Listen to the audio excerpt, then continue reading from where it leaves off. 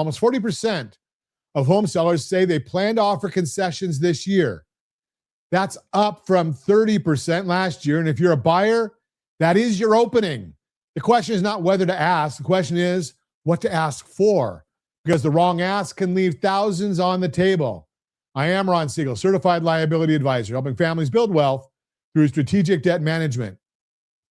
Here's what just hit the wire from Realtor.com. Nearly 40% of potential sellers say they are willing to offer concessions in 2026. A year ago, that number was 30%. That's a real shift. Concessions can show up in three flavors: a price cut, sellers covering your closing costs, or money put toward repairs. Most buyers hear that and go straight for the price cut. It feels like a win. The number on the contract is smaller. You tell your friends you saved 20 grand, and then you sign the loan papers and realize the price cut barely moved your payment. Let me show you the math, because the math is where the real strategy lives. Picture a $650,000 home. You negotiate a $20,000 price cut, great headline, but spread across a 30-year mortgage. At today's rate, that price cut saves you somewhere around $100 a month. Useful, not life-changing.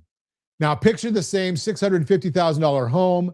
At the original price, instead of asking for a price cut, you ask the seller to put $20,000 toward a permanent rate buy down, not a 2-1 buy down, not a temporary gimmick that resets after a couple of years.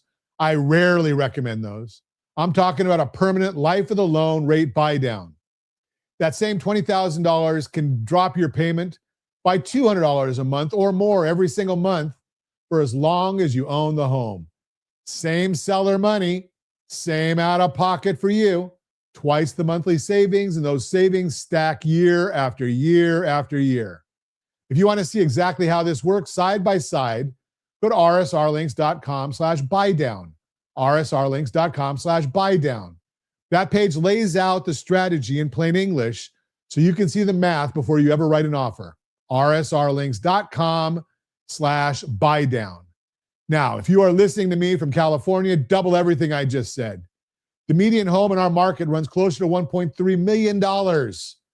So we are not talking about a $20,000 concession. We're talking about $30,000, $40,000, sometimes more. And the gap between the lazy ask and the strategic ask gets even bigger. So what does this mean for you? It means before you write an offer, you need to know which concession actually moves the needle. A repair credit might be the right play on a home that needs a new roof. Closing costs might be the right play if you're tight on cash to close. But for most buyers I work with, the permanent rate buy down is the move that pays you back for the next 30 years. This is the eligibility versus suitability conversation I have with every client. A lot of lenders can tell you what you are eligible for. Very few will sit down and tell you what is actually suitable for your situation. That is what a certified liability advisor does. Strategy beats rate always. Here's the bottom line. Sellers are more flexible than they have been in years. That's a gift. But a gift you do not know how to open is just a box on the table.